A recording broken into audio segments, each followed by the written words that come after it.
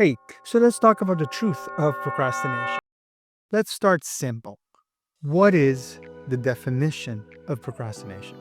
So, if you do a quick Google search on Cambridge Dictionary website, it reads, "It is the act of delaying something that must be done, often because it's unpleasant or boring."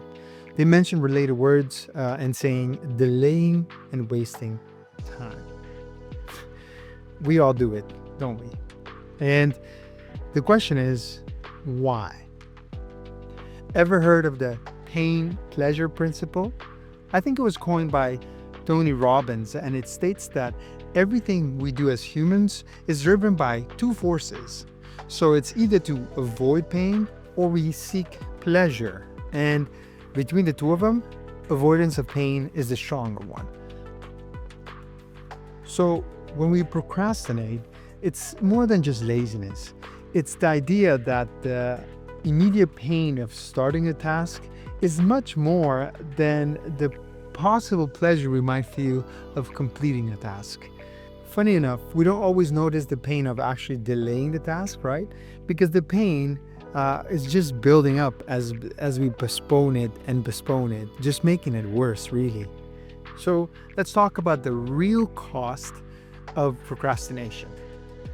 According to a research paper published by the Canadian Centre of Science and Education, procrastination is much more than just annoying. It's called one of our minor human miseries. So that's pretty dramatic.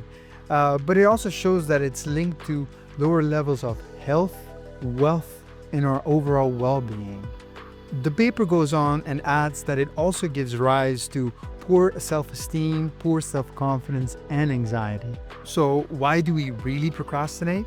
Well, the paper lists 11 factors behind procrastination. We don't have to go through all of them, but they're related to fear of failure, perfectionism, and feeling helpless.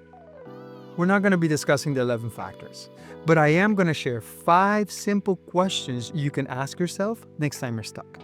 They're going to help you figure out what's going on and what to do next. So when procrastinating on a task next time, start with this first question. Question 1. Am I worried that I'll do it wrong or be judged by others? Maybe you're scared to fail or get judged by others. We all have that to some degree. But remind yourself about this. It's all about progress and not being perfect. And you'll grow as you go. Question 2. Does this task feel boring or too hard to do? Remind yourself why the task is valuable, what is the purpose, and why you're engaging in this. Many times when we refocus our minds on why the task is important, we also notice that it's easier to take action once again. If it's too hard, break it into tiny steps. At times, it just feels hard because we don't have a good overview of the steps necessary to achieve the certain goal. And that helps you give the overview necessary and thus making it feel easier to accomplish.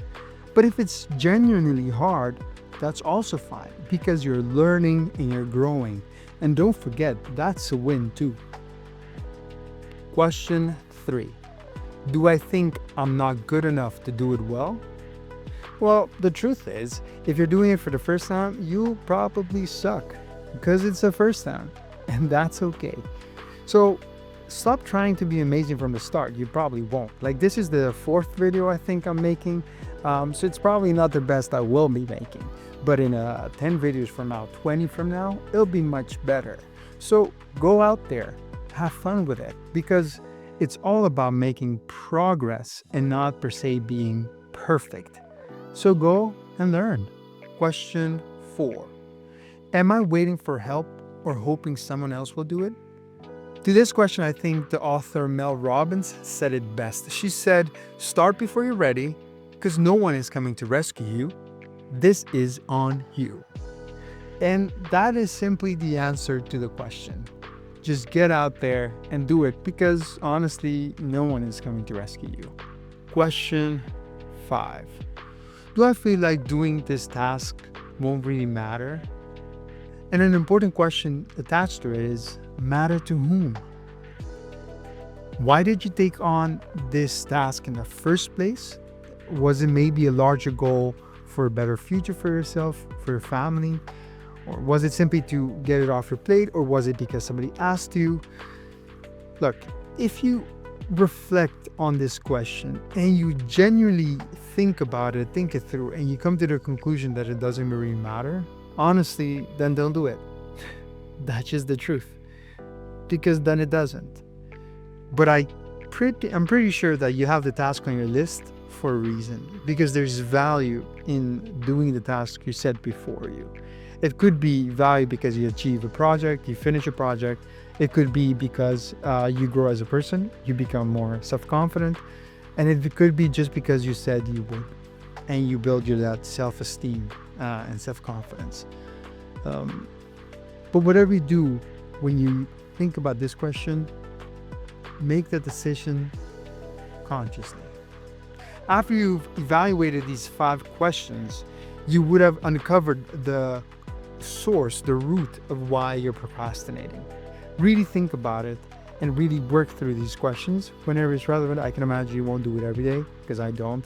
But when I do procrastinate at times, I do go through some of the questions, a variation of this question, to identify where the pain point is, where the struggle is. And usually it's on my side of things and the way I view things, not so much in the fact that the task doesn't have value. Because if you're watching this video and if you're at this point, it's because you see the value in solving the question on procrastination. I hope you know that procrastination isn't a character flaw. It is a signal. And I hope you don't view it otherwise. So when you do feel that you're procrastinating, I hope you take that signal and go through some of these questions to uncover for yourself to the root cause of why you're feeling how you're feeling. And then you deal with it on that level. Because procrastination is what's standing between you and achieving the things that you and I want to achieve. Hey, I hope you watched my next video, and it was great having you.